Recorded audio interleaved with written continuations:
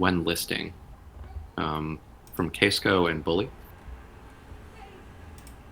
Yeah, but we might want to wait a couple more minutes before getting to those.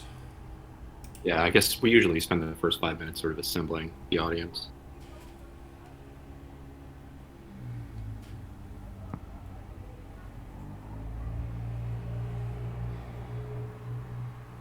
But yeah, we are here, as per the usual. 380, hey, what up, friend? Our cat's supporter in the audience.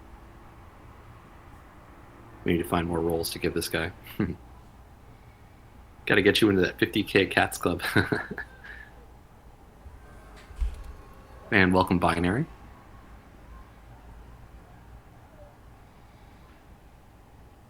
Just a reminder to both of you, if you have questions, feel free to post them in the AMA question channel, which is down below this channel in the support section.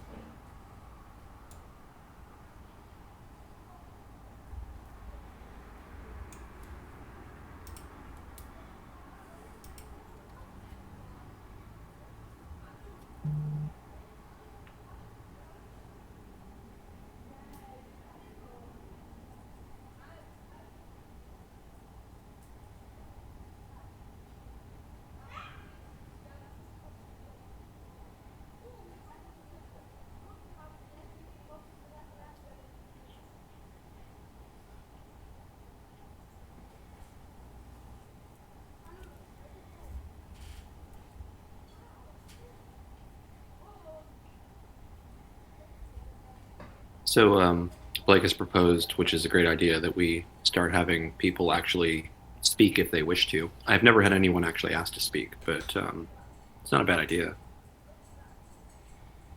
I think if you choose to raise your hand, you can be added to the channel's voice. So the way that works is you click on the little hand icon and request to be part of the speakers. And I think we have it set that anyone can do that.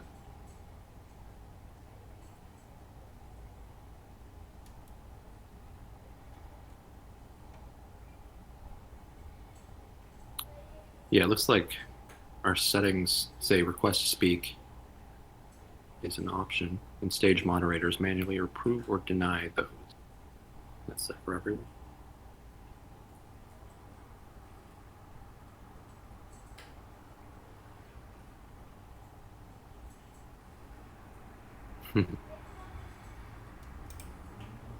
Free 80 is concerned that his English is bad. I bet your English is better than the average. All right, Leonie's asking any updates on IDO or reviews. We have other questions in order. If you'd like to start with round 3, Lorenzo, if you're ready to start talking about that. Sure, let's get started. Round 3, we're still waiting for confirmation from Dowmaker. They've promised me answer this week, so there's 1 day left for the week. We should know more by tomorrow. And Fingers crossed. we are also in the radar of an evaluation of Zero Swap as well. So we might actually end up doing a double IDO, which is why we're being a little hesitant with dates, because given the opportunity of 2 big platforms, doing a concurrent sale would be a pretty major boost for hype, which we very much need. In concomitance and concurrence with the other initiatives that we have, lots of partnerships being finalized, as I was saying last week as well. But of course it takes a little time to finalize partnerships, and we hope to announce them as soon as possible. Excellent. That's exciting. Double IPO, or IDO. I said IPO. Bully also asked the question about the typical question, when listing? The listing is clearly tied to the round 3. If the IDOs do not materialize, then the listing is still at the end of the month. If they do materialize, then that would give us some cause perhaps to delay a little further for the purpose of making the big sale with the platforms, but basically depends. Either at the end of the month or shortly thereafter. Excellent. Unfortunately, those two weren't in the channel to hear the answers you gave, but I'll provide some basics to them after the call. We are recording as well. Yeah, they can always check out the recording as well. That's awesome. Oh, Okay, that answers those. because we are recording. Yeah, excellent. Leonie has asked any updates on IDO reviews, and part of that kind of is in there. But Leonie was asking about reviews, and I'm not exactly sure what the precise topic is there. Reviews as in the application review? Because no, they haven't responded yet. Okay. Cool. Well, that concludes our entire queue of questions so far.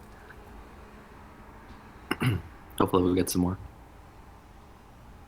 I still want to pay for dinner with cats, as you know, one day. Fingers crossed. Yeah, well, that's gonna be one of the very longest taking partnerships. But remember, I mentioned to you something about that too. Yeah, I do. I think one day when everyone's essentially doing peer-to-peer, like when we're sort of in a more decentralized economy instead of, you know what, I'm going to stop talking about that because Leonie has a question. Can we discuss some of the partnerships we're working on less vague terms if needed without naming names? Sorry, could you repeat that, please? Leonie is asking, can we discuss some of the partnerships we're working on, but in terms that are less vague, for example, without naming their names or things like that? Yes. Well, there's the game studio that we're building NFT Arena with. There's the cloud blockchain infrastructure service with which we've delivered a whole lot of NFTs.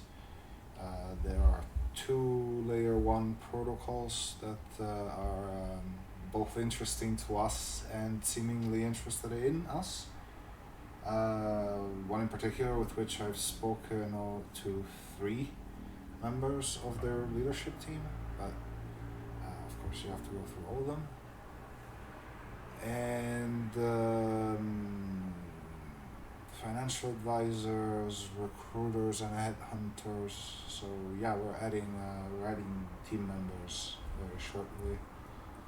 It's actually the task that I'm going to be doing after this call is job postings and the likes.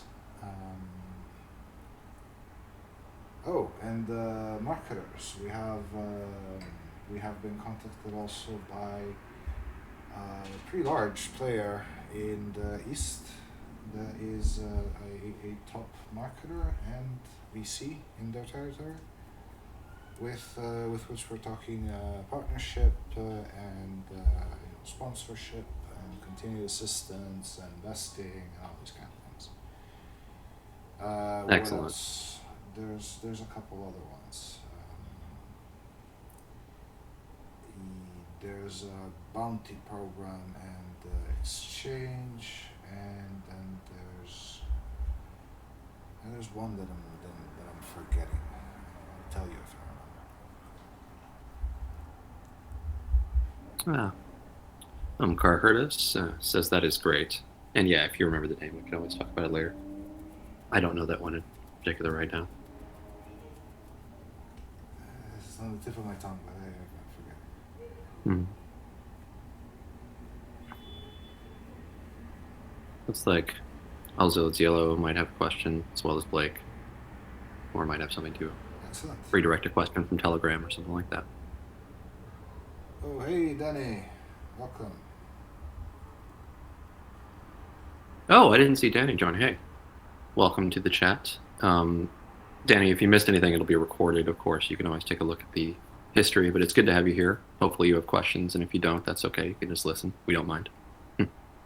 Also, Danny would like to speak. I am going to... Yeah, just... Going to invite... Danny, you're on live if you want to talk. Oh, my bad, guys. Hey, what's up? I didn't know what that... Hey, mate. How you doing? But, no, continue. I didn't need to speak or anything, but it's good to have you. Okay. If you want to go on mute, it's totally fine. But it's a quiet AMA currently. You're the first person to speak. No one else is requested to. But if you'd like to, you can just unmute and just start talking. As long as you're not interrupting us, we won't mind. Any But yeah, questions that you have, obviously, we're here to answer. yeah, Danny, you've supported us in a great way. We want to support you. If there's anything we can do, we're here for you. That being said, I don't think there are any other outstanding questions right now. Checking. Leonie is asking one. Tell us about the bounty program you just mentioned. Yes, it's an interesting marketing activity, a marketing program. It's kind of similar to up viral loops, these kind of things. Basically, people complete bounty tasks on social media, on Bitcoin Talk or whatever, and spread the word about our community, our tokens, etc. And in exchange, they earn stakes on tokens that are vested for 4 months, and they can redeem these stakes in exchange for their relative value in ETH. So the bounty hunters can get the rewards quickly, and at the same time, it doesn't cause sell pressure on the cats, because the asset that they're redeeming is not cats, it's ETH. That sounds very cool. Leonie would like to know how to join that. Oh, I don't know yet. That's Yeah, this is new to all of us. It's services that do it. It's specialized services. I have a link somewhere. Okay. Yeah, we should probably at some point get something written down for that. That's exciting, though. Well, yeah, it's stuff being negotiated right now. Mm-hmm. In fact, we have to give them a date.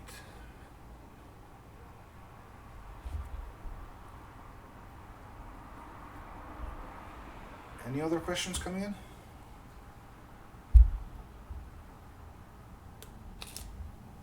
Blake mentioned that we were in an article recently on Tech Bullion, I think. Yeah, you might want to talk about it yourself, Blake?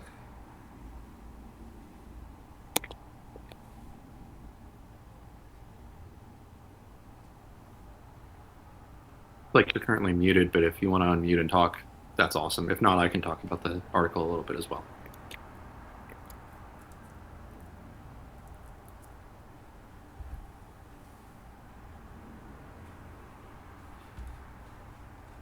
I suppose go right ahead, Chris. I will. So we're in our first article, which is kind of exciting. Basically, it's a little bit of tech and a little bit of mission statement, which is really great. It talks about how we are trying to create infrastructure that's essentially for everyone, that it's borderless, and I try to avoid the terms that I know I'm going to get criticized for saying, that are revenue distribution and things like that.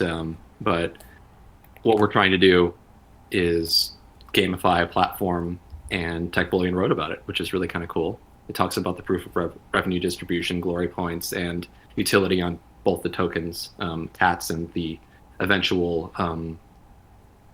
the other token, which I guess currently doesn't have a name, but we're still working on that, the security token. I fixed my sound, so I can say a little bit if you want. Go right ahead. We'd love to hear you. Yeah, it was basically an article that just gave a nice overview of our project. It was pretty exciting to see. But their first paragraph was about how we put our users first, and I'm really glad that was the first paragraph, because that's kind of just like a central theme to what we're doing in all of it, from returning, or not returning, but giving rewards to active users, and setting it up through a smart contract. Lorenzo's probably better at explaining it, but smart contract that automatically distributes rewards to our active users from the revenue that the platform brings in. And that's just really exciting. And then add on top of that, the gamification to make things exciting and accessible to new users.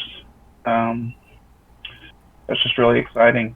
It goes in and it talks about everything from the security tokens to NFT arena that's coming up, being able to buy nodes, and even our NFT impact They talked about the buzz that we created with NFT Impact and the 1.3 million NFT drop. So that was all pretty exciting. Yeah, it's a lot of exciting stuff. It's good to see all of the major milestones for Crypto Arena all in one article, so I really like it. It was fun to read. Also, like even though it's kind of long, it was actually really well written, like succinct. So it's an easy read. Um, so something that everyone should definitely check out. You can take a look at the link in the AMA questions channel as well. I find it We have really another. lovely how well received NFT Impact has been, even though it's probably the simplest and smallest project that we have. It's already been liked by plenty. It's great to have fans, and we definitely want to use it again in the near future. More importantly, it's great to have prospective corporate clients for it, even though it's still undocumented.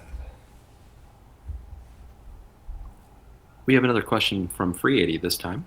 Will there be farming, staking, or something like that? Yes, absolutely. There will be. There's single-sided staking for V1. This gives you weekly rewards in cats on top of your stake. These are liquid, so you can just use them and spend them and whatever. And it also gives you a one-to-one synthetic token that you will eventually be able to use for governance once the DAO is out. And for the moment, you just keep it and you can use it to redeem the cats that you've put in the farm. V2, we're trying to use mechanisms that are a little more. There's one step more for the ones that want to use it for the users, but that one step generates an extra revenue stream for you and extra value for the whole project. So it's kind of worth adding that step. That step would be the Uniswap liquidity pool token. Liquidity provider token, which we can use as the asset to lock into the farm instead of the tokens, which means that you're still staking tokens and still providing the benefits of locking them up to the price protection of the asset, while at the same time earning the rewards from the farm and also liquidity provider rewards from the money that you locked on Uniswap rather than on our farm. Is that clear enough? It's better with pictures. It's easier. We can get the pictures posted at some point as well. But yeah, that sounded clear to me, and I think Leo thinks so as well. Yeah, liquidity pool staking rewards is a slightly more complex process, but it's probably familiar to many of you who have already done that type of staking. If not, we'll be happy to walk you through any part. And we'll also have instructions for everything. Whenever we release anything, we always give instructions. In this case, by the time we migrate our blog stuff to Medium a little more, we'll probably have it there and cross-posted to our default website. We have another question. And V3 also might, another thing that we want to do is to allow the possibility of the synthetic governance token to be tradable as well. Somewhat like the governance tokens of Compound. It's a very good idea, I think. Cool. Either V2 or V3. We have a question from Omkar, which is, I wanted to know what adds liquidity to the pools generally in websites like PancakeSwap. Now, Omkar, for one thing, we don't really talk about other projects per se exactly here, but liquidity providing is essentially whenever you take two tokens and you say, I want to put them both into a pool, and then if someone buys one, then the other one goes down. It's, there's also multiple points of liquidity, like you can use 3 or more tokens as well. But, hopefully that answers your question. It's often users, it also can be the projects. Like in theory, anyone can add liquidity to any pool. PancakeSwap just offers different reward structures, basically.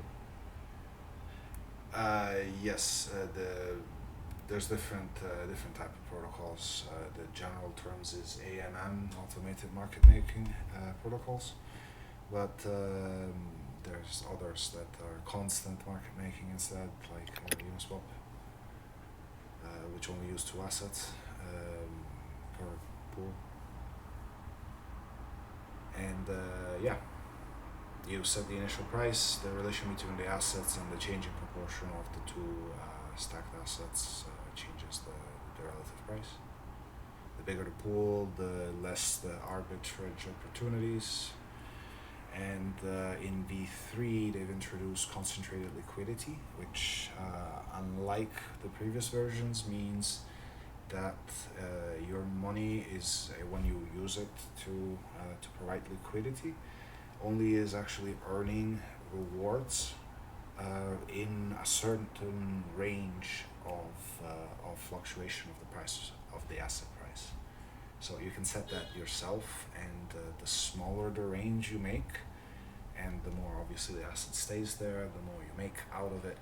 It's a lot more complexity, really, for a new feature, but it would seem that the rewards for liquidity providers are exponentially bigger. Excellent.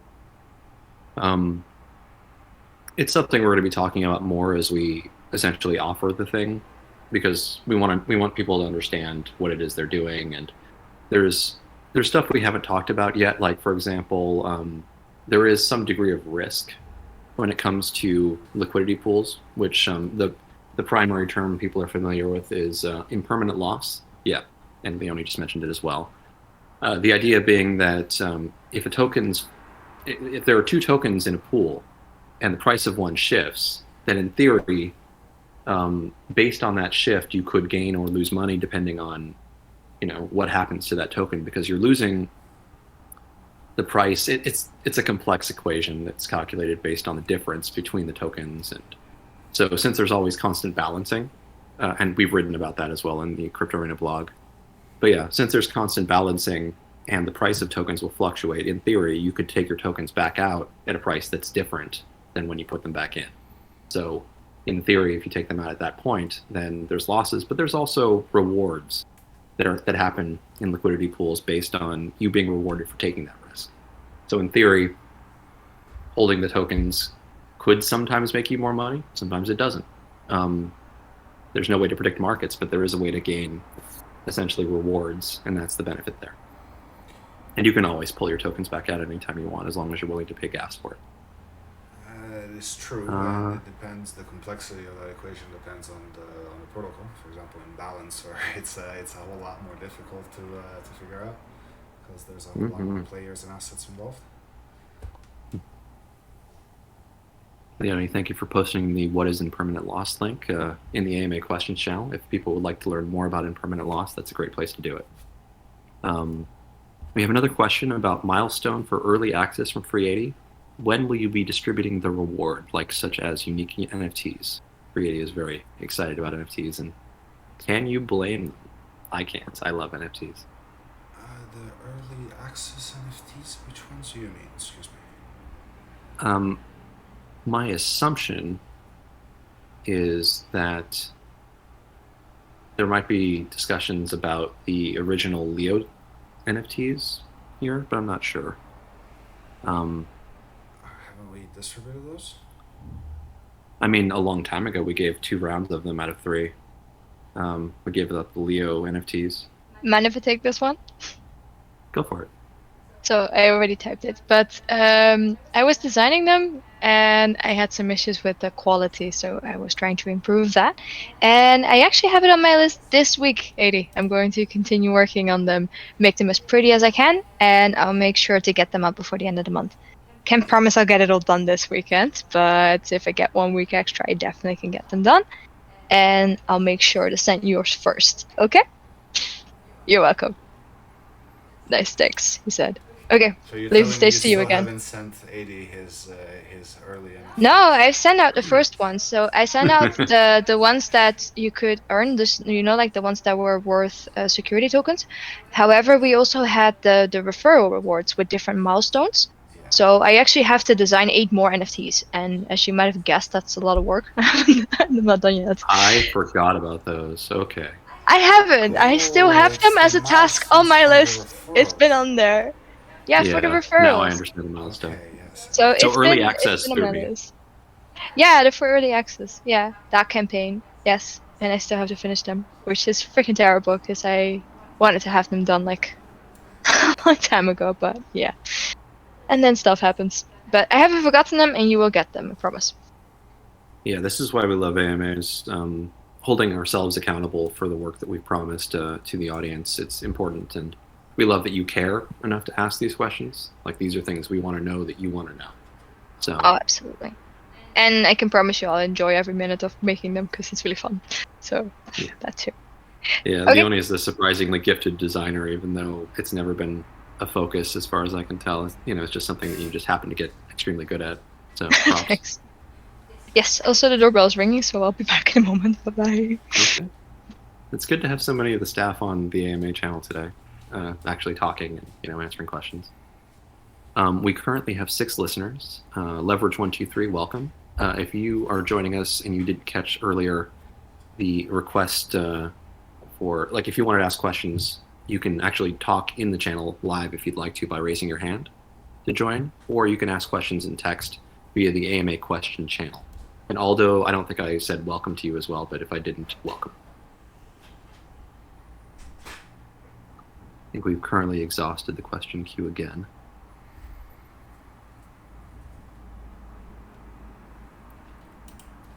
Perhaps let's recap the points that we were going through at the beginning for the new people that have joined. Perhaps it'll spark some questions. Cool. That was a slight hint. I'm going back through them. So the question is, when is round 3? When listing? Any updates on IDO? Marketing and bounty program? The article we were in. And there were questions about liquidity pools. We talked a little about impermanent loss. Those are the big ones. And then the last one, of course, with the NFT. Okay. Perhaps then some neutral subjects if people don't have further questions about the ones that were just mentioned. We just got another question right now. Omkar has a more general question, which is, can I know why the burn tokens raises the price of the tokens? And if you want to field that, feel free. I can answer it as well.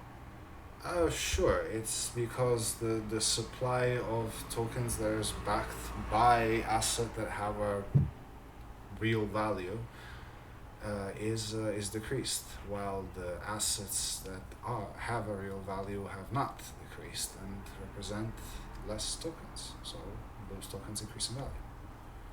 Yeah, imagine a scenario, Omkar, where there's inflation, where more money is printed in the traditional fiat ecosystem that we live in today. If more money is printed, the total value of money becomes slightly worth less. Like, it's the reason that if you were to pay for a movie today, it would cost you upwards of maybe $10, for example, in the USA, whereas it used to be under $1 in the past, because more money is in the system now. Burning tokens is a comparable example. We don't typically deflate the US economy as an example very often, but you can. The way that we do that in the token world is essentially we send tokens to the null address, basically all zeros. And as a result of that, those tokens can never be accessed again, which means the total supply of the tokens is smaller, which means the tokens you have become more valuable.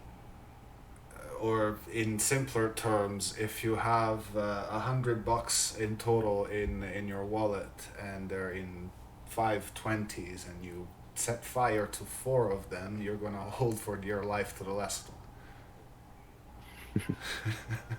It's more about what you can get for your money. When there's more, you also increase demand as a result of a smaller supply. Basically, if there's 100 tokens in existence total, and I have 80 of them, I'm worth 80% of the total population of tokens. But if you burn an extra 10, of the ones I don't have, then I own 90% of the total tokens, basically. However, a lot of projects use burn mechanisms as a selling point or as an incentive towards scarcity. But there are a lot of issues in this space from these type of manipulations and deceit, because the fact that it does increase scarcity as a direct effect doesn't mean that scarcity is built into the project.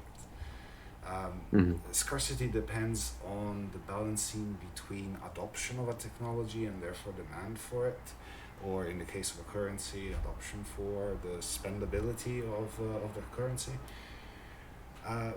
But it also depends on the generation of an asset of an economy. So, for example, if you can generate tokens infinitely, then you can add infinitely money to it, but you can also dilute it infinitely. Those mechanisms could be automated or could be manual, and those are the things that actually really matter. Because if they're manual, then someone somewhere along the way can just decide, oh hey, I just printed 40% of US dollars total supply in history. Guess what? I'm buying all of your houses. Any references to things that may or may not have happened is totally a coincidence, of course. But it's obviously a problem, and this is the type of problem that blockchain was born to solve, because blockchains have the ability of rendering the future immutable, because they're a little world of their own in which you can build your own rules, and those rules are self-enforcing. I guess in a lot of ways it really depends on the token. Like, for example, if you take Doge, which maybe in some ways is more like the US economy than many others, because in theory, Doge can exist forever. You can have even more tokens forever, which in theory the US economy could do as well. We can just keep printing money. And whether or not you choose to be deflationary in the future, whether or not you choose to reduce the total supply, is really a matter of demand, like a matter of how much money goes into the economy in the first place. But you see, that's exactly my point. Cats also are deliberately an inflationary asset that can be printed infinitely. But the difference is that I can't print it infinitely, you can't print it infinitely. It's just a programmed event once per year that is planned a year ahead. It changes everything, the timing component. The fact that you can't create market shocks like, say, some douche going on Saturday Night Live and crashing the world economy by 50%, you know? Mm-hmm. These kind of things are the things that matter, because they're the kind of things that generate manipulation and fraud in the market. Fraud is really the only reason why blockchain exists. To prevent it. So there's always going to be a forex market. The idea that you can invest in one currency versus another, and arbitrage and things like that. This is really about the rules, and every token, as a result of every smart contract, can theoretically be different. It depends. And some tokens are going to have rules that are immutable because their smart contracts can't be changed, because they've removed the ability for any one wallet or any owner of any kind to change the rule. And then the only thing that changes the rules at that point is if a smart contract is hacked, essentially, if there's an exploit. Yes, that's true. But there are some things that blockchain is supposed to be protecting, like critical data, critical operations, identities, these kind of things, and many other things that are just done for commercial purposes. Commercial purposes are, I don't want to say irrelevant because it's not true, but they're less relevant. They only become more relevant once the commercial adoption and the commercial success of it becomes so big that it becomes impossible to ignore, and it influences everything else. But until then, they're just the latest fad. I like that we're turning this more into a podcast than an AMA right now, which is a fun thing. We can have a discussion about the rules of smart contracts and how it affects an economy and things like that. Thank you, Omkar, for asking the question, first of all. It's nice to have these types of discussions about, money, currency, fiat, crypto. and I think we need to keep having them. I think everyone needs to understand, why we're making rules, and the differences between, for example, economies established by governments where they can make the rules and change them at any time arbitrarily if they want, versus a smart contract, which not only can you read what the rules are, but sometimes those rules can be immutable or as mutable as possible. That's not possible with the U.S. government. At any point, for example, they can change the rules. You can't take those. You can't take that ability away. Well, it's not just the U.S. government; it's just government in general. Government is an institution created to address, like every institution, it's born out of necessity to address an issue. For example, As I've only lived in this country, I can only speak to that, but I agree. I'm just saying I only know the U.S. economy well, so to right, speak. but consider literally, the present issue rather than going into the past and into science. The present issue that everyone can see in the market in crypto is that there's a seemingly endless wave of shitcoins, increasingly animal shaped, that are evidently not sound financial instruments, and yet they're attracting the investments and therefore the futures of many people. This is evidently going to become an institutional issue very fast. It already is, in all honesty, given that I dab into these kind of things quite often. Meaning that the problem is not going to be there for forever, or at least it's going to change. For sure. We're essentially seeing that at any point, with or without utility, a token of any kind can be influenced by external factors, influencers, just the right place at the right time kind of situation. We won't know, and that's okay. I believe utility is more important than the current price of some random token. Granted, some people, with a sort of a short-sighted mindset will determine success or fitness of a project based on its token price. And that is only, in my opinion, a very short-sighted view. Well, but So, that's kind of the thing. It really depends. It's only a short-sighted thing until Doge becomes the currency of Mars, or whatever absurd case scenario actually materializes. The moment it does, you can bet regulation will be amended to fit that case because it's worth much money. yeah. Well, current prices is one thing. Utility is another. That's really what I'm saying, is that utility is completely removed, separate from the token price. I would agree, but if you ask me, utility is not even the ultimate goal of blockchain. The ultimate goal of blockchain is disintermediarization. Is not needing an exchange anymore, and not knowing what an exchange is because it just happens in the background and the likes.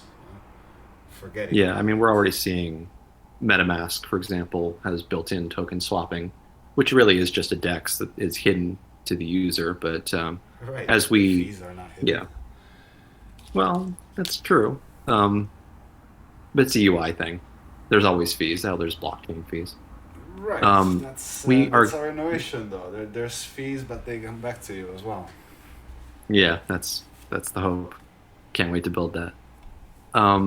We have a couple of questions that are in the queue now. One from Leone and one from Mason. Let's see. So what's the effect of self-decentralization? Like not on the platform, but the users and where they reside? Leone is asking. That is a great question. The effect is hyper-competitiveness. This is not really a bleeding heart charity project. It's a competitiveness protocol that is meant to reward the people that power it and meant to deliver something that powers everything else.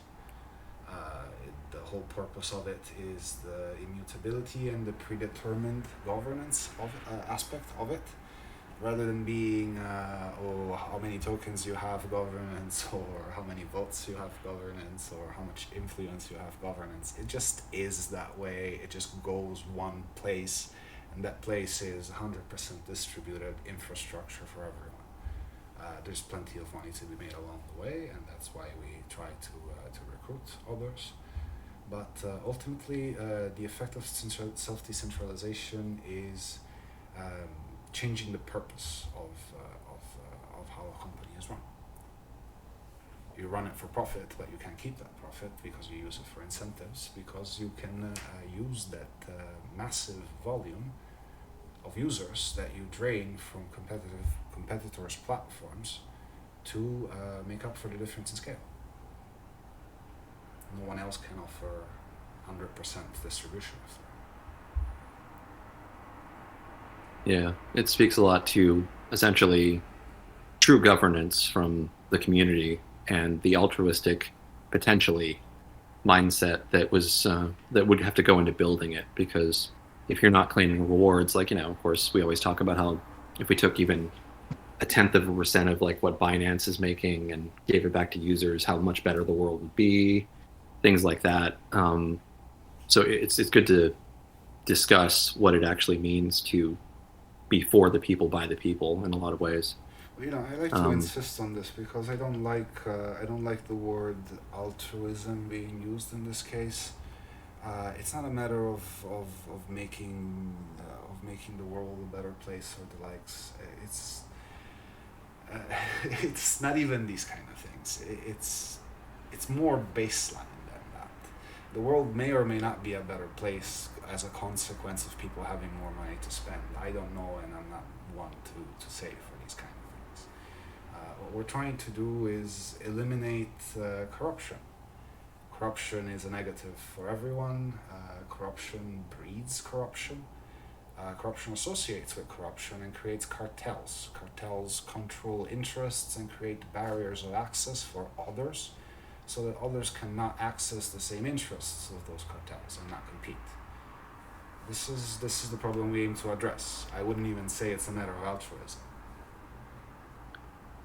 So I know we've had this discussion before to some degree. Being altruistic or having that mindset doesn't mean that you're necessarily confirming that you have made or plan to make the world a better place. It's just an intent that is not, it's not selfish, it's selfless. I just don't like the association with the many that use words in empty ways, honestly. Totally understand. I think what we agreed upon last time was the idea that we're just trying to do it differently. And that makes sense to me. New rules, essentially, in a lot of ways. Right. It's disrupting not like the flow. I'm doing it for free. I plan to make a lot of money on this venture as well. Yeah, I mean, we invested in this. That makes sense to me. We have another question. This is an exciting one from Mace. Do you think that the crypto community in general is too short-sighted? Do you think it has any bearing/effect on legitimate projects trying to build something that may take longer than the RFI forks we constantly see dropping? The crypto community is a very broad categorization, I would think. There are many different people in the crypto community. There's the smaller, the bigger fish. There's the predators, and there's the ones that are in it for the tech. There's the ones that are in it because they understand how the tech is applied and the effects that the tech can have on the rest. And then there's the new people who are jumping in for various reasons as well. Right, and then either the from and then everyone else. Exactly. There's a lot of different people in it, and for a lot of different reasons. Some people for fun, some people for investing, some people for the tech, like you said. So yeah, it's hard to kind of pigeonhole the whole crypto community into one blob, if that makes sense. Yeah, I also don't think it matters that much. Like, I think everyone's going to be an individual in every part of the world, every part of thought that they're in, and I'm okay with that. Like, the idea that we're all doing what we want to do. I think what matters is that sometimes people are going to inspire with a project, and other times people are going to introduce technology as a result of a project. There's a lot of transparency and open source mindset in this, in that, for example, whenever a contract is validated, you can essentially see it and go, these are the rules. This can be reused, things like that. And that's a beautiful thing because legitimate projects have the ability to leverage those tools and grow and this is another probably example or a scenario of a rising tide raising all ships. Like it's when we win together. And so everything that we try to build, as long as it can be used by somebody else, it can give us new inspiration to build something different, better, whatever. And competition also breeds success across the projects as well. There's always going to be noise and dilution and shitcoins, and that's okay.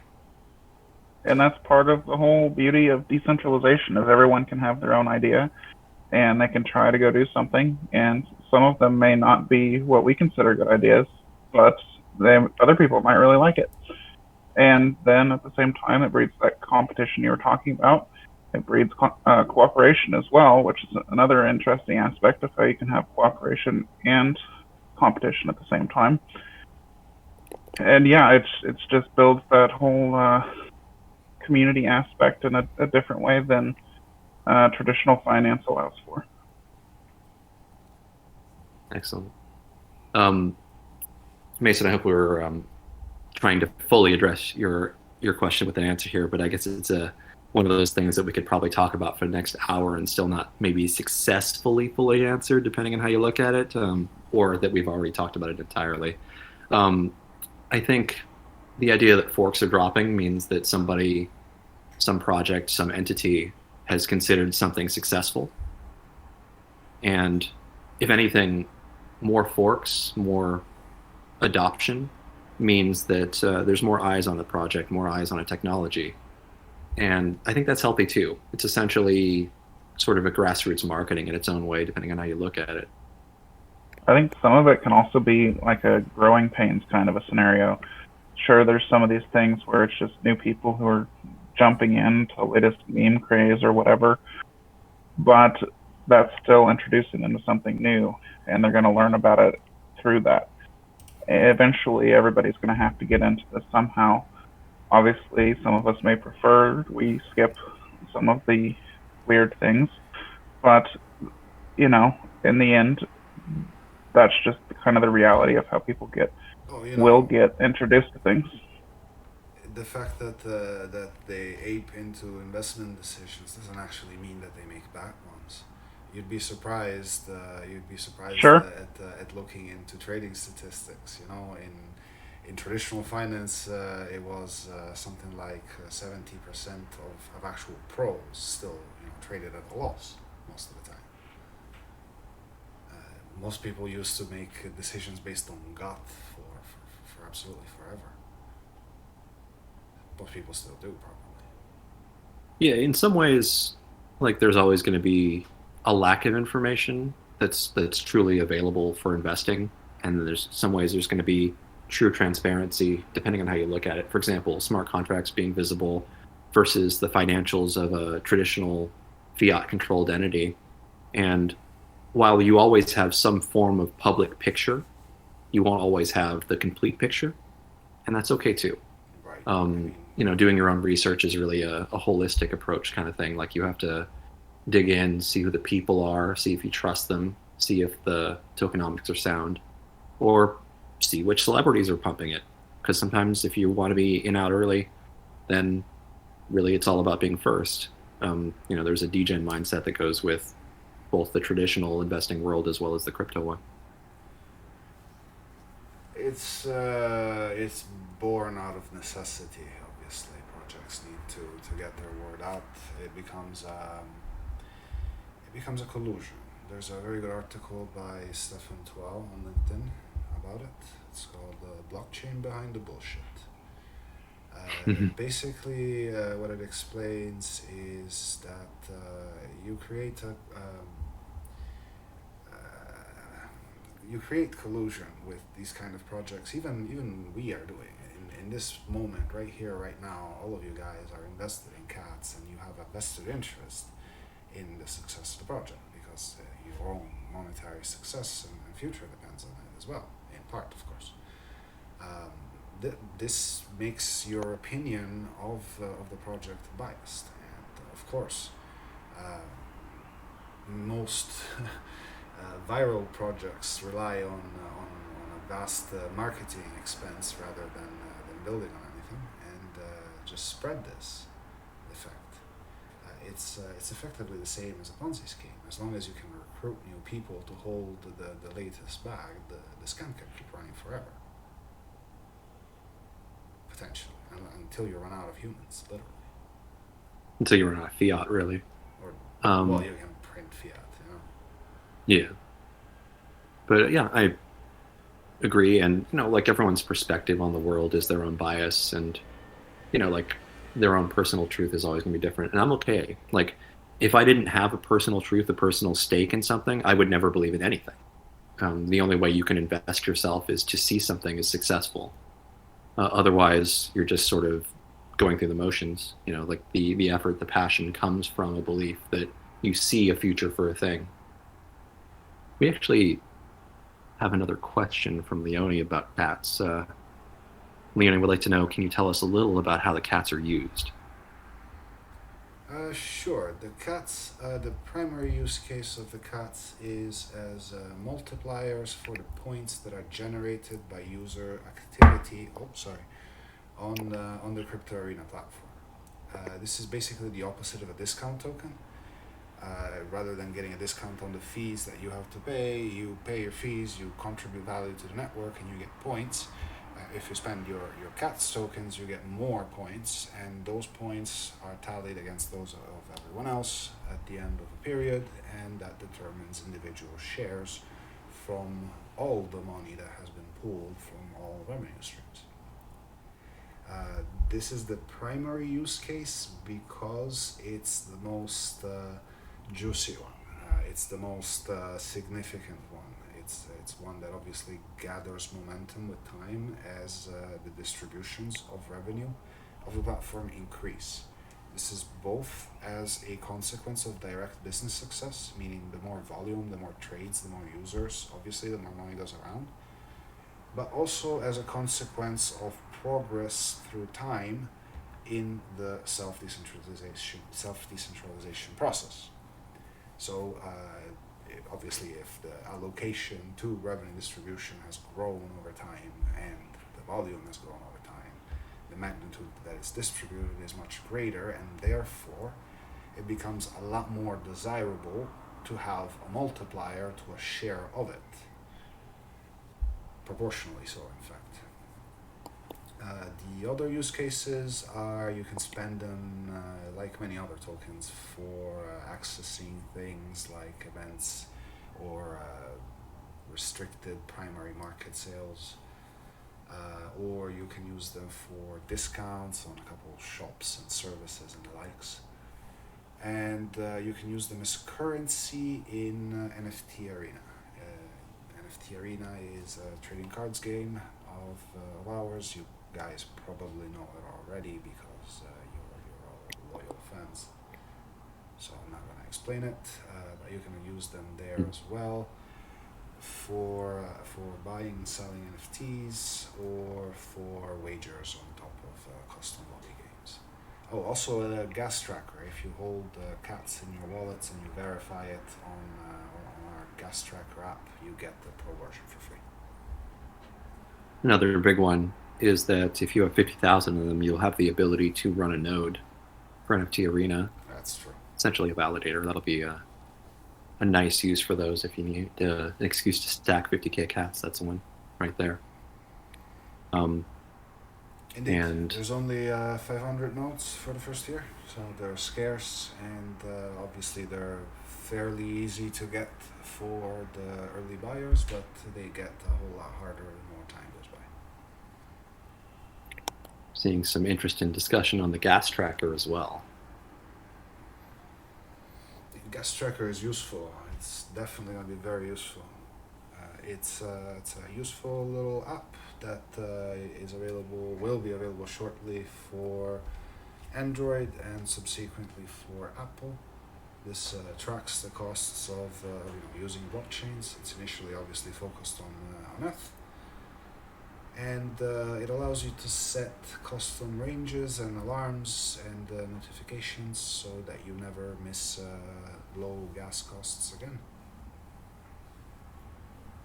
The initial launch of the gas tracker will basically be a single alert where you can set a threshold, like if price of Ethereum gas in Gwei drops below, say, 20 Gwei, you set the alarm for 20, and when it drops below that, you get a notification. But the essentially paid version, which will be if you have cats beyond a certain threshold in your wallet and you authenticate that wallet with the gas tracker, you'll then be able to set additional alerts. So that'll be a reason to have cats as well. We have another question from Onkar. If the revenue will increase, will the cats supply increase also? Yes, but not as a consequence of the same mechanisms. The cats supply increases after the release schedule is complete on a yearly basis. The minimum amount it can increase by is 0.5% of the total supply, and the maximum we have to put a cap, and I think it's going to be about 2.5%. So there's never too much of a shock, and it's a programmed inflation basically. And because it's in a small range, it's always going to be lower than the growth of the valuation of the company, of the volume, and the likes. Excellent. That's exactly my point from before. You don't actually need to burn tokens to increase scarcity. You can just slow down their generation mechanism and achieve the same effect. Sure. I mean, Bitcoin already does that by design as an example of the very first token ever. Well, they lesser mined over time. They have a fix. It's, Bitcoin has a fix. Yeah. So it's not a good we example. don't get to vote. That's the difference, of course. We wouldn't control the increase or decrease in the token generation. But yes. I think that is, again, we've exhausted the question queue. Thank you for the question, Omkar. Let me see who else is in the audience right now. I saw somebody come in and then leave. We had a question at one point in general from, who was that? From Bully, and Bully joined the chat but left before I could introduce. We have another question from Leone. What happens to cats when I use them for the multiplier? When you use them for what? The multiplier, basically on the platform. Well, you spend them. Transfer them. So the cats are burned, or the cats are put in a wallet? No, Are they removed from supply or not? They are not removed from supply, no. Okay. Mason would like to know if the gas tracker will be better than gasnow.org, which I actually haven't even seen yet. Look at it right now.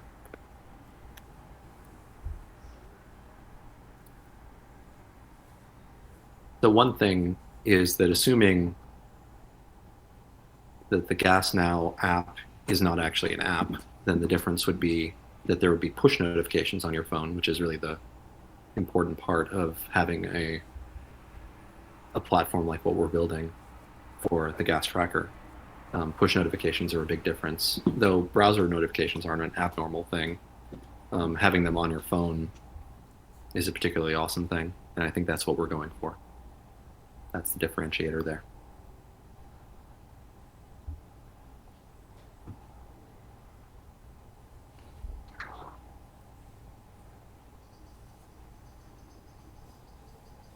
Another big difference would be pretty much every gas trackery type platform has ads in them, and ours will as well, unless you have cats, and then at which point you'd be able to remove the ads. That's something I think I didn't mention. That would be a difference beyond the ability to have additional alerts on additional prices.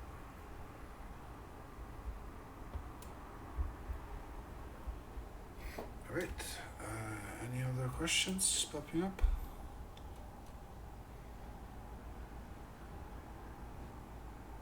We have more people typing. Omkar, Mason, and Leone.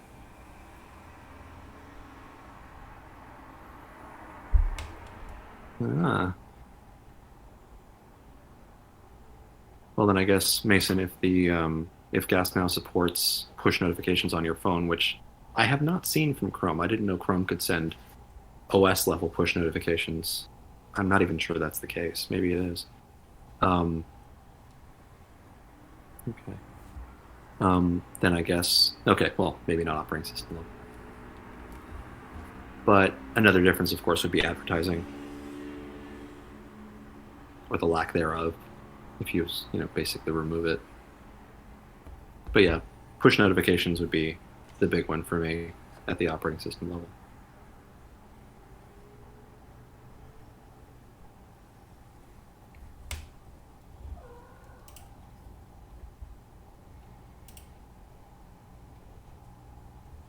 Thank you for the question, Mason. We love questions.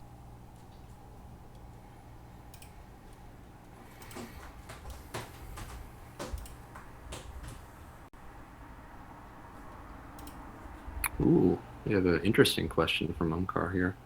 I wanted to know about your thoughts on different NFT marketplaces. If you were an artist, would you change anything about them? Lorenzo, I'd be more than happy to take this one. Yeah, all yours, I guess. All right. And Plenty to anyone change, else in the yes. audience is more than welcome to talk about this at any point. This could be an entire podcast right there and then on this topic. The idea of an NFT marketplace that is agnostic or truly decentralized or whatever is just a dream right now. That doesn't exist as far as I know. There is no such thing as an NFT marketplace that's truly just, for the people by the people. And what most people think about these days is OpenSea, when there's a sort of a base level argument for what should this do, what should this not do. And with OpenSea, you get this this idea that everything is there, and people can sell whatever they have in the NFTs in their wallets, even apparently on Matic as well now, or on Polygon, versus platforms like Rarible, which do a different type of verification. For example, artists would be able to apply and have all of their collections essentially promoted in a different way as a result of their approval, their verification on their account, whereas OpenSea allows that at the contract level, at the essentially collection level. So the question is, are we talking about what's a fair price for the cost of selling an NFT individually? Is it fair that an exchange for NFTs can choose to remove an NFT from the listing? Where do they put their metadata? Is it on, for example, IPFS or Arweave? Is it something decentralized, or is it just in Google or on AWS in an S3 bucket? There are a million things to discuss about this, and as somebody who has considered minting NFTs on all of these platforms, I hate almost all of them, to be honest. I think all of them have something broken. There are exceptions. For example, Polyant built something called Cargo, which is pretty damn robust. They charge more for it, but it's a good way to mint an NFT.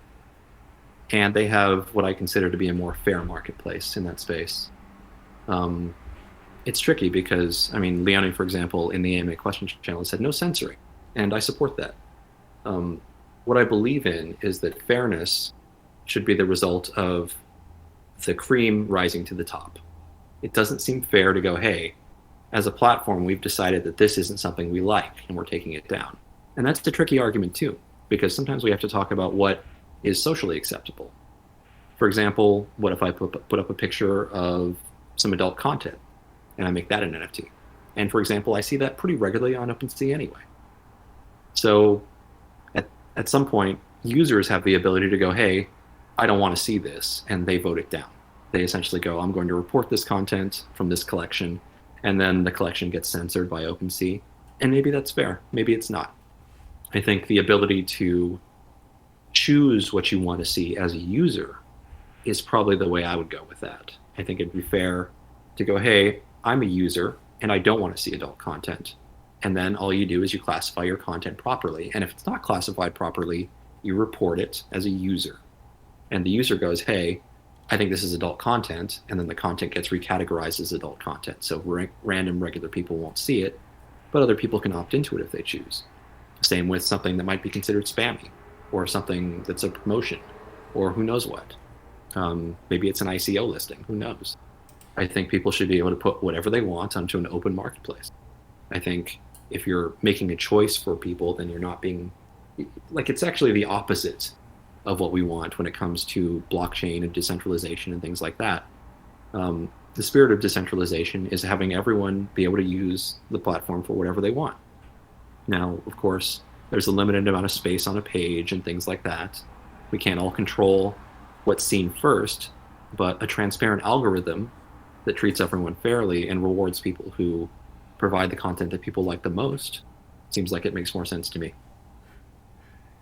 I can't say that I fully agree, quite honestly. I think I would love to hear what you think.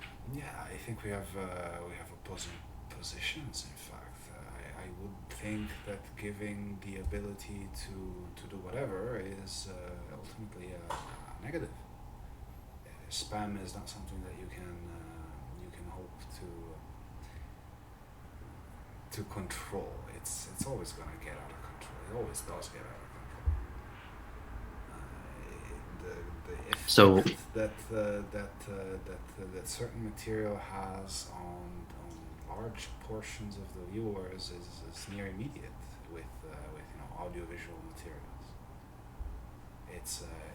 It's used in so many things to adapt people to a certain product, to certain features, to certain qualities of a product even.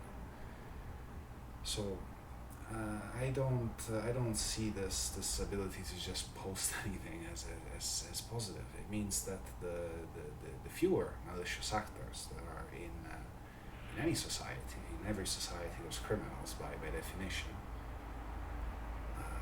then they have more or less free reign in a decentralized world in which they can do whatever they want, just like it is today. There's continuous hacks, there's continuous rug pulls, there's shitcoin after shitcoin inundating the whole of the global market, in spite of interests from every corner of the planet.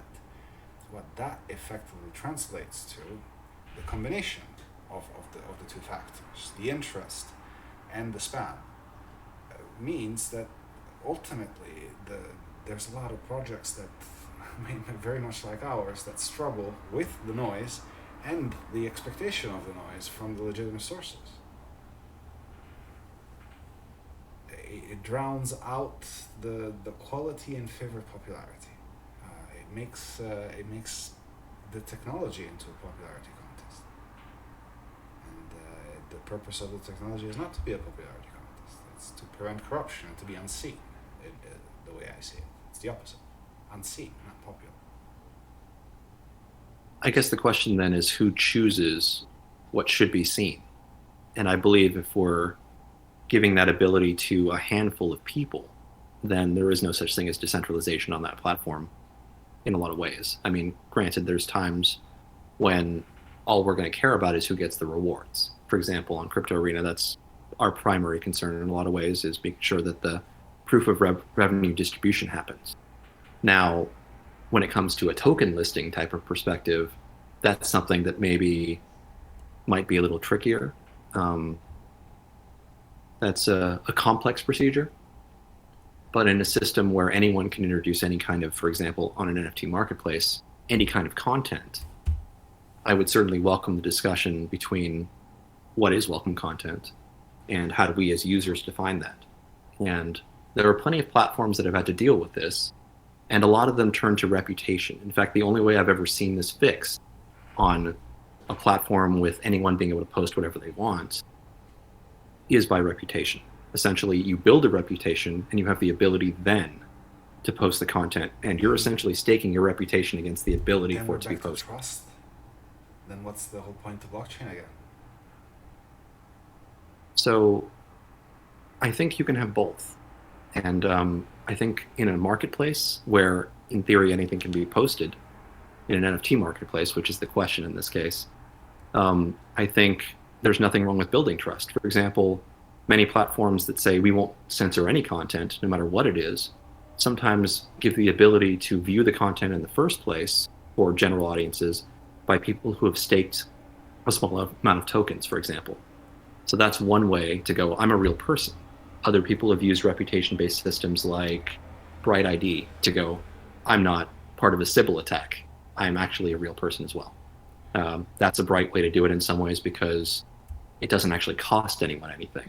You don't have to pay money. It costs you your information, your data, the fact that you're verifying that you're a real person. It costs you time. That's and not how Bright quality. ID works. That's not how Bright ID works. It doesn't actually cost you anything. You just prove that you're a real person by getting on a webcam for a moment. You're getting on a webcam.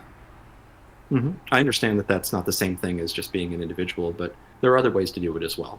Bright ID is just one example that's currently used. But in any case, Building a platform. There's a lot of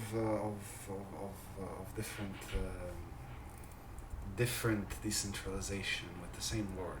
Okay, Web3 interaction is not necessarily ownerless. It's not necessarily an automated company at all. In fact, it's just a Web3 interaction. The thing that we're trying to do here and explain is different in nature. Yes, we have the interest in seeing that the revenue distribution happens, as you were saying. But not only do we have the interest in seeing that the revenue distribution happens, we have the interest in maximizing that revenue distribution. The bigger those revenue distributions get from day one to day after day X at the end of it, the bigger any of those distributions get, the bigger the subsequent distributions have the possibility of being. It's not that the company runs for the purpose of not making the most money possible. It does. The staff itself has the interest in making as much money as possible for themselves. This is achieved through direct business success. The more the business makes money, the more money it has to distribute, and the bigger the bonuses will be at the end of the year for those employed personnel, other than their salary, which obviously will be competitive and attractive and everything else. But at the end of the day, you still have every party that is involved in the ecosystem acting selfishly for profit, but the way the ecosystem is built makes it so that each one of those actions contributes to the actions of others and to the opportunity of others.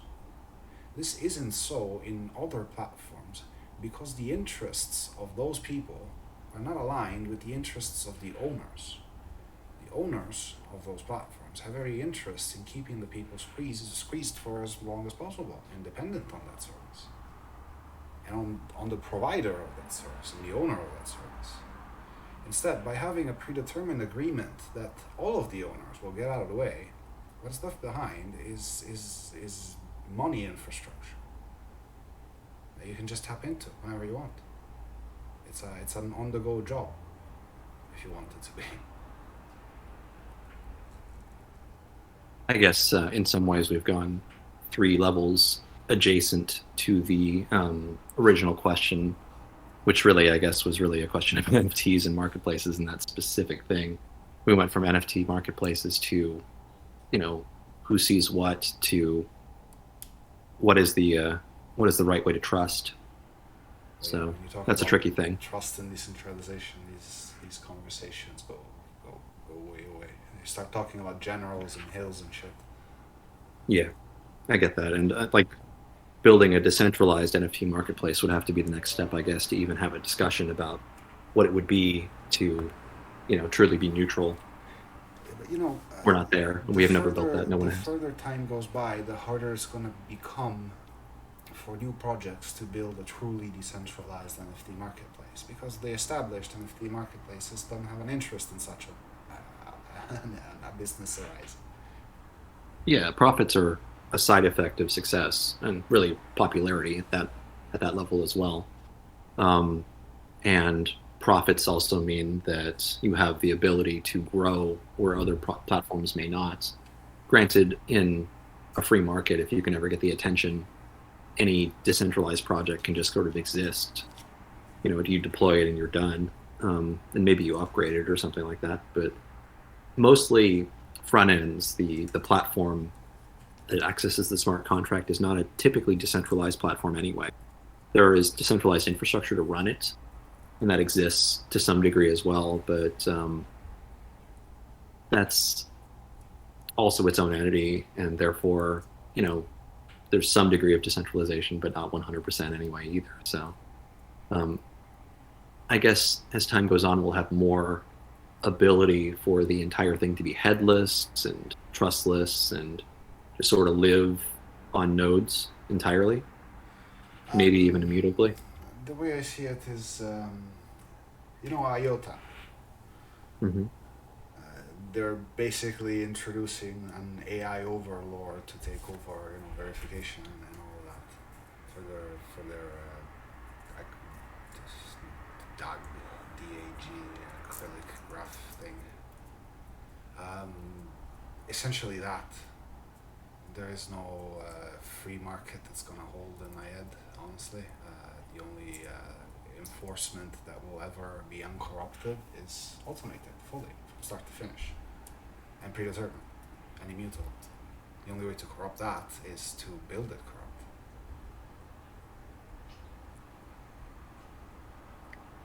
Yeah, I think just like with anything, there's going to be something that says, hey, we don't want this to happen, and then some script bot or otherwise attack on the system that goes, I'm going to circumvent that, and then the defense builds a new defense against that, and it's a cat and mouse game forever.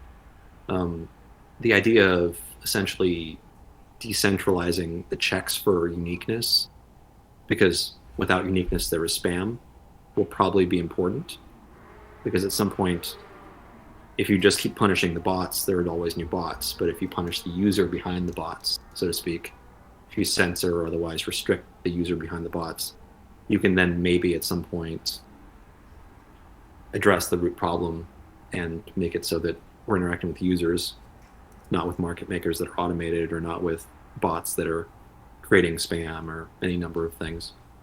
So Blake is mentioning GDAO again. Blake, you should get off mute and talk to us about that a bit. I don't think we have any new questions in space right now, so if you want to talk. I'm not an expert in it, but no, go ahead. I was just going to say we're about an hour and 20 minutes into the AMA now, so we're probably going to be wrapping up 10 minutes anyway. So. Cool. Well, I'm not an expert in it, but they're creating GDAO is creating essentially a proof of existence token, or proof of uniqueness token, to create a whitelist for particularly crypto-related projects, relating to the token, not to necessarily other things. It's a way to keep people's identities still private if they want, and yet know that you're dealing with a unique person. And it's a combination of biometrics, AI, and blockchain, while still keeping the data completely private and secure. I don't understand fully all of it because it's pretty complicated for me personally, but my understanding is that from the beginning of using the biometric platform that they've built to log in, none of that biometric data is stored anywhere, and it is basically turned into complex math that's separated and jumbled and all sorts of whatnot to create a token that proves your uniqueness without using any of your actual data. So here's where that gets really complex and potentially impossible for me. Let's take Touch ID, for example, on iOS. Apple's simple way of going, hey, you touch your fingerprint to this thing, and we unlock your phone. Now, if Apple were to store your fingerprint, that would be maybe potentially bad, because at that point, you would have to go, hey, there's a fingerprint stored on my phone, maybe that could be accessed. And I believe what they do is they store the ability to turn that fingerprint into some sort of, one-way reversal thing, just like a password, for example. You hash the password, and you test the thing that was entered against the hash to see if someone can log in or not. If you store the password in plain text, you're storing a password in plain text, and it's very bad.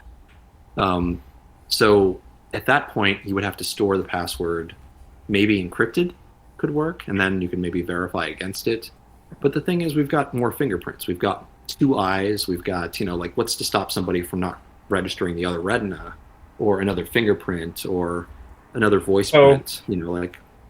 In this case, it's a combination of webcam and voice. Not that it stores your image or anything like that, but the small amount of AI that they use basically verifies that you're a living thing and not a, what are they called? Deep fakes, I think. So the combination of that short webcam plus voice interaction, they've come up with a way to use that and it be extremely, and the way they explain it, it's definite that it can verify the person. Again, I don't know all the math and the complications into those. I can just tell you what they claim. Maybe I should be investing in that too. If I didn't have all my money in cats, I probably would buy some tokens right now. All my spare money, I should say, not all my money. Honestly, I probably will invest in that because that sounds amazing. Proof of uniqueness is just such a hard nut to crack. We've been trying for years. And really, it's only been done in any form of centralized platforms, which just means you're trusting, as Leone put it, a different centralized platform. I'm okay with that if there's nothing else, because problems get solved that way. Like, if I had to choose between somebody using a centralized platform and for example, let's say an airdrop. Stop you 1 second. Kaisko, go for welcome. I believe you're one of the ones that was asking us questions on the general channel. Welcome, yes, it was Kaisko. one of the first questions in general. So can you remind me which one so that we can address I'm reading it right now. Yes, it already got answered, but it was the round 3 question, I think. I'm looking for it right now. Where'd it go? When is round 3? Yeah, that was the question by Chris. Yeah, so that's connected to the listing as well, and the reason we're being evasive with the dates is that we're still waiting for the answer from DAOmaker. We're waiting for a response this week. They told me this week, and there's 1 day left in the week, so hopefully by tomorrow we'll know more. If that goes well, we might still have the IDO on the menu, and we have a second platform that has actually taken an interest in us a couple of days ago. That is Zero Swap. So we might actually end up having a double IDO with 2 platforms aiming for a bigger audience and a big round. If that is not the case, then the listing is still at the end of the month. Thanks for joining in, Kaisko. I know a lot of people are sort of silently trying to listen in, but we appreciate you asking questions and and Obviously, Mason I will support say as well. if that's not the case, it's at the end of the month, implying that if it is the case, there might be another delay so that we have the time to coordinate the effort with the IDO platforms to make a big round.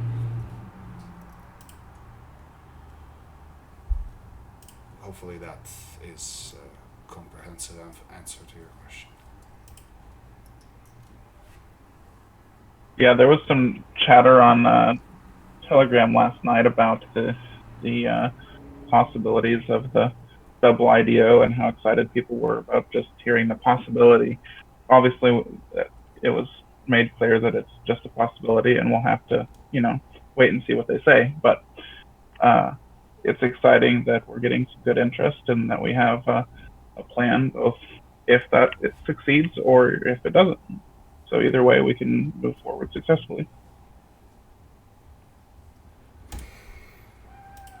Obviously, one way is preferable, of course.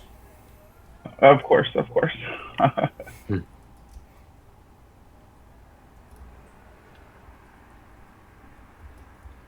Yeah, Kaisko is one of our 1K plus cats holders, so we're glad to have cats token holders in the AMA, of course. Bully was also somebody who asked a question and was in the chat briefly in the AMA listening, but left before we could finish the topics. Probably just too busy to join us, but asked about when the listing would be. So. Oh well, we might wanna shoot him a message. Definitely. The plan is to answer afterwards, after the AMA, just in chat.